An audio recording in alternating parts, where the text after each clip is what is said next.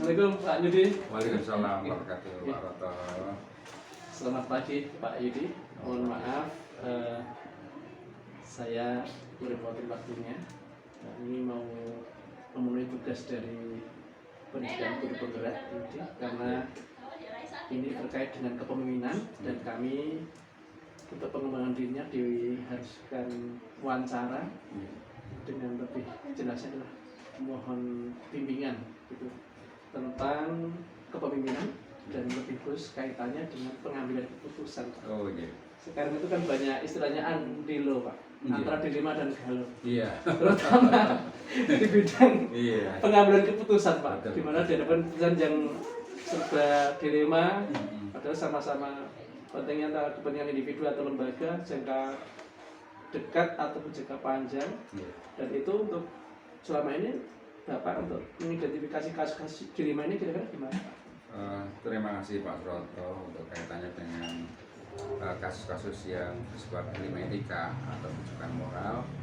Jadi kami melihat apakah kasus-kasus itu saling bertentangan tidak dengan nilai-nilai yang ada atau nilai karakter. Artinya bahwa kasus-kasus itu kalau bertentangan dengan nilai-nilai kebenaran, nilai-nilai keadilan, nilai persatuan dan sebagainya, itu pasti berkaitan dengan nilai-nilai atau kasus-kasus yang bersifat dilema etika. Seperti itu.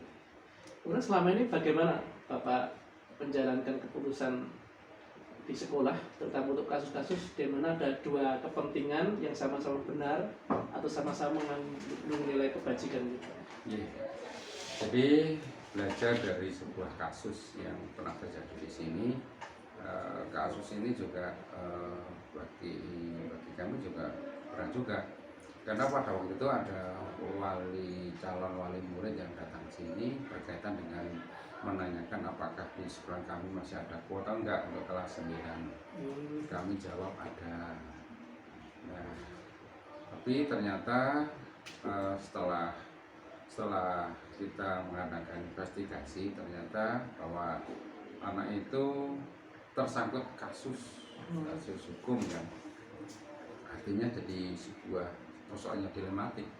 Artinya di sisi lain kita tidak boleh menolak siswa. Tapi di sisi lain kita tetap menjaga marwah SMP kita. Jadi jangan sampai, apakah kan nggak ada yang bisa menjamin ketika anak itu pindah di sini tidak membawa dampak buruk, kan nggak ada yang bisa menjamin.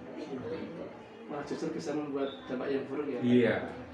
Ada dua dilema kan, sama-sama kita nggak boleh menolak, tapi di sisi lain juga kita harus ada kewajiban didik anak bangsa. Tapi kembali lagi kenyamanan di sekolah yang harus kita jaga seperti itu. Terima kasih Pak. Kemudian langkah-langkah atau prosedur yang seperti apa yang biasa Bapak lakukan selama ini? Kalau yang kami lakukan selama ini ketika menyangkut masalah-masalah yang bersifat dilema etika tadi, satu, biasanya kami mengadakan investigasi, artinya mencari sisi melik, bahasanya ada sisi melik itu. Fakta ya? Iya, mencari fakta, data-data tentang yang berkaitan dengan masalah etika, dilema etika tadi. Setelah ketemu, biasanya kami yang kedua yang kami lakukan adalah biasanya konsultasi dengan dinas. Konsultasi dengan dinas. Kami juga bersama dinas berkaitan dengan masalah-masalah yang berkaitan dengan dilema tadi. Kemudian yang ketiga, kami biasanya lebih senang untuk kolegial, artinya kita bersama tim ya, artinya stakeholder yang ada di SMP Negeri Mengaung ini. Ini tidak diputuskan sendiri Pak? Oh tidak. Bisa. Semuanya keputusan diambil dengan pertimbangan yang matang. Kalau bisa tidak menimbulkan dalam tanda kutip orang itu menjadi sakit hati. Iya. Ini seperti ini Pak, Superman. Iya betul. Kemudian hal apa saja yang selama ini dianggap efektif Pak dalam pengambilan keputusan pada kasus dilema etika ini? Hal yang efektif adalah kamu punya teamwork yang luar biasa, artinya kita lebih mengedepankan yang namanya musyawarah mufakat. Jadi segala satunya kita pertimbangkan bersama-sama dengan teman-teman, baik itu dari kepala sekolah, dari guru BP, dari guru-guru mata pelajaran lain maupun dari staf karyawan. Terus itu dikurangi lagi dengan kita konsultasi dengan dinas. Jadi itu lebih kuat. Jadi lebih keputusan itu lebih daya efektifnya lebih tinggi seperti itu. Ini luar biasa. Terus yang menjadi tantangan dalam pengambilan keputusan kasus selama ini mungkin ada? Tantangannya adalah ketika mohon maaf ketika oknum komite, ya kita bicara oknum komite ya. Ada oknum juga Pak. Iya, maksud saya ketika oknum itu semacam menghendaki bahwa anak yang tadi yang mau pindah sini itu untuk diterima di Memaksakan. Iya, semacam dalam teori memaksakan untuk diterima di sekolah ini. Sampai dengan kepala sekolah dari anak yang ingin masuk di sini itu juga merasakan seperti itu.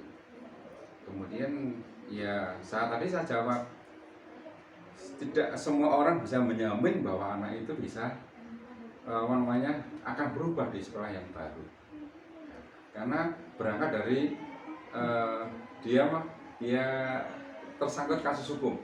Waktu itu tentang kasus pencurian. Nah, informasi kan saya dapat dengan tadi kita mengadakan investigasi. Ketika anak itu masuk seperti apa, kita cari informasi yang sebanyak-banyaknya, seakurat mungkin jika kita bisa. Oh, karena anak ini terkena kasus seperti ini.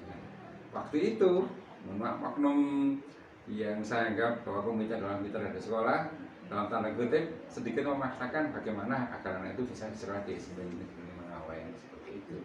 Kemudian kalau ada permasalahan kayak kasus itu langsung diselesaikan di tempat saat itu juga atau ada musyawarah gitu? Kalau saya ketika seperti itu biasanya kami segera, tidak menunda-nunda, bahwa intinya bahwa kita jangan sampai menunda sebuah masalah. Kalau masalah ditunda akan bertumpuk hingga malah semuanya tidak terselesaikan. Jadi biasanya kami ketika ada kasus semacam itu bagaimana kita langsung rapatkan barisan sesama stakeholder di sini, ya akhirnya kita bisa mengambil keputusan.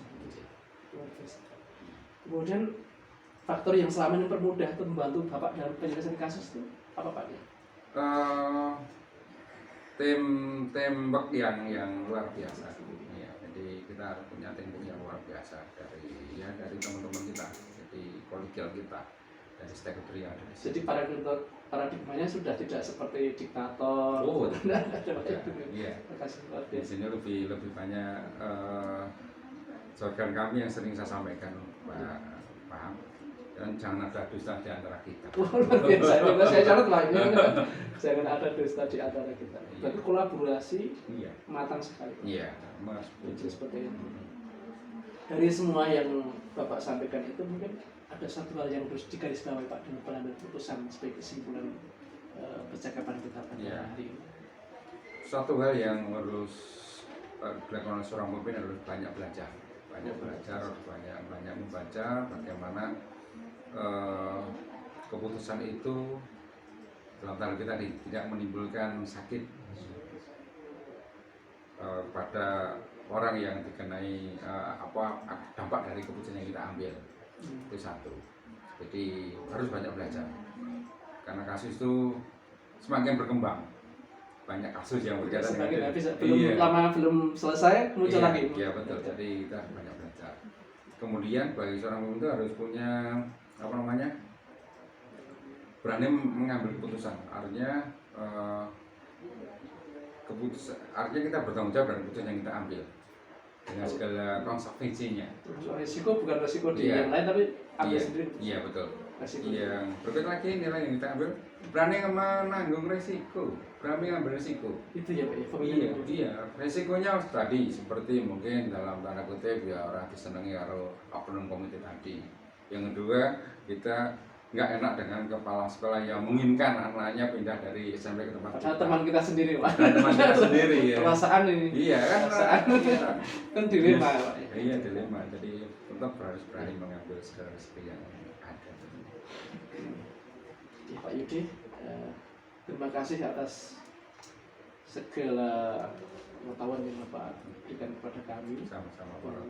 Dan luar biasa kami mendapati di antara yang sekian kami wawancari Bapak merupakan perubahan yang besar, revolusi dalam pendidikan di mana seorang pemimpin adalah seorang coach di mana dia memotivasi, dia akan penyelesaian masalah, dan yang terpenting berani menanggung risiko. Iya, betul. Semoga Bapak senantiasa diberikan Amin. kesehatan, Amin. keluarga SMP Negeri 5 diberikan dosen selalu. Amin, amin. Terima kasih Bapak. Terima kasih. Mohon maaf. Terima kasih. Selalu. Selamat. Terima kasih.